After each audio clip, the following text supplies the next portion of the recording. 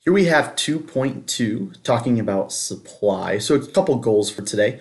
First and foremost, we want to explain the law of supply and then illustrate that on a graph. We also want to differentiate between a change in supply, a change in quantity supplied. We're going to talk about the changes of quantity supplied and be able to graph that, as well as talking about the changes in supply and graphing those as well. Now, as we talked about in 2.1, we have a specific graph that we're going to be dealing with for supply and demand.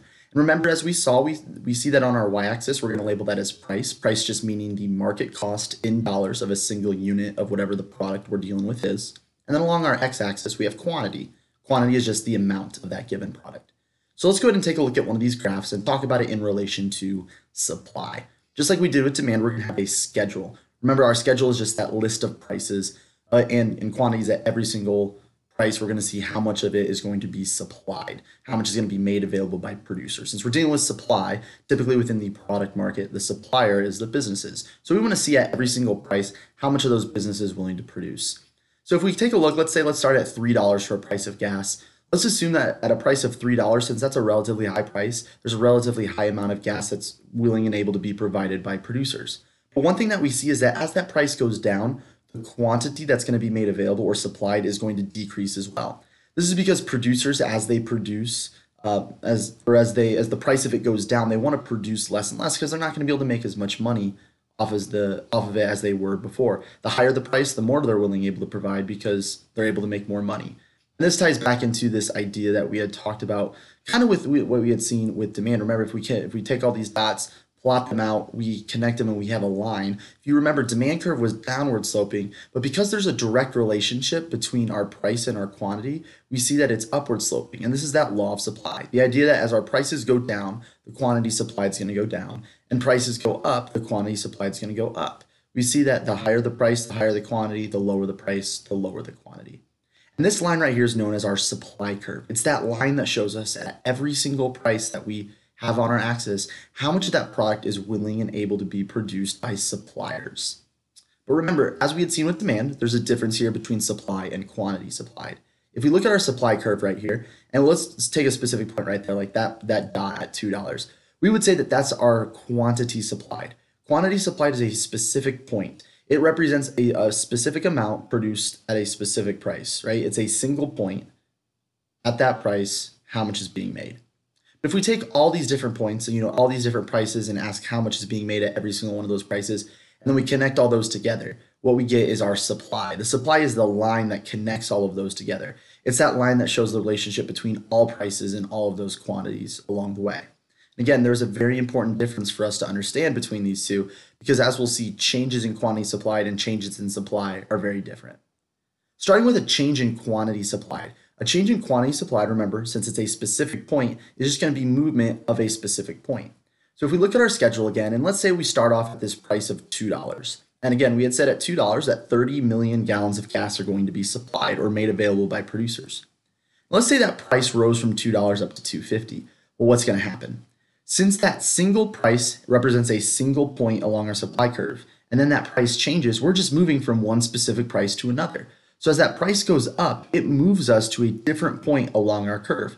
This is because our curve is already showing us all of the different amounts made available at every single different price. Like it already shows us what's happening at all these prices. So this is a change in quantity supplied. It's movement along our curve from one point to another. But again, the only thing that's going to cause this movement along our supply curve is going to be a change in price. Since we're going from one specific point to another, we're just going to move along our supply curve. Now, a change in supply is a little bit different because remember, a change in supply, since our supply is the entire line, is going to cause our entire line to move. So looking at that schedule again, we had our prices and our quantities, and if we plotted out of those points, we'd get that line that you see there off to the right. But let's say that those quantities changed at every single price. So maybe now at $3, instead of producing 70 million, producers are willing to produce 90 million. And at $2.75, they're willing to make 80 million. And at $2.50, 70 million, and so on. What we see is that at every single price, we have a new quantity that is being supplied. And if we were to plot out all those points, what we're actually seeing is that our curve has shifted. And in this case, it's shifted to the right. And the reason it's shifted to the right is because we have what we call a change in supply. As we saw our points right here, we saw they all increased, they all went up, they all got higher, right? At every single price, we see the amount is increasing. Therefore, this is a change in supply because the entire curve moved. We didn't just move from one point to another. We're saying at every single price, the amount is increasing. The amount that is being supplied is going up. And again, this is going to be caused by something besides a change in price. We're going to take a look at the 6 different things that cause that here in a little bit. But remember, this is a movement of the entire curve to the left or to the right. A shift to the right is going to be an increase since we're dealing with our number line there along our x-axis. A shift to the right is a rightward movement on our number line. It's an increase. A shift to the left is a decrease along that number line. So as we had mentioned, there are actually 6 different things we're going to talk about that cause an increase in supply. And just like with demand, we had our word biceps. Here instead, we are going to have a word, and we're going to use that word of spites. So what's going to cause an increase here in supply? Remember, that increase is a shift to the right. Well, our first letter that we're going to use is S, and that S stands for an increase in the number of sellers. Obviously, as there's more sellers within a community or within a market, the amount of that product being made available at every single price is going to increase, right? If a new car dealership comes to town, then obviously there's going to be more cars available at every single price. P here stands for productivity and technology. As our workers become more productive, as we get our hands on more technology or newer technology, that's going to allow us to produce more of our product at every single selling price. I is for input costs. Remember, inputs are just those things that we use to make goods, so like our factors of production. As those inputs or as those factors increase in price individually, what that's going to do is it's going to change the amount we can produce. So let's say those inputs decrease in this case. So as those inputs go down in price, what we're going to see is that we're able to purchase more of those inputs for the exact same price as we were before. And so because of that, we're able to produce more at every single price. Since those factors or those inputs went down in price, we're able to buy more of them and make more of our product or supply more. T stands for taxes. A decrease in business taxes would allow our supply to increase because businesses have less money that they're having to give to the government, more money that they're able to put into the production of their goods and services. E is for expectations. If sellers expect the price to go down in the future, they're going to increase their supply now. And the reason for that is that they know that in the future, they're not going to be able to make as much money off of their products, right? Since the price is going to go down later on, they won't be able to sell it for as much. So they want to be able to sell it for as much as they can right now. They want to increase their supply right now to be able to sell as much now while the price is still high. And then finally, the last S is supply shocks. Supply shocks is, for example, it's something that's like unexpected, like weather. So if we have really good weather one season, that's going to increase our supply. We have really good growing weather, and it's going to increase our crops or whatever it might be. We see that we're able to produce more. There's some sort of shock. War can be a supply shock, and it can even be a positive supply shock. We saw that with World War II for the United States. We were in the midst of the Great Depression, but because of the war coming along, the United States had to shift all their production and start making a lot of stuff. People came back to work, and we saw that this was a positive supply shock. It increased the supply of every single product, war-related in our economy.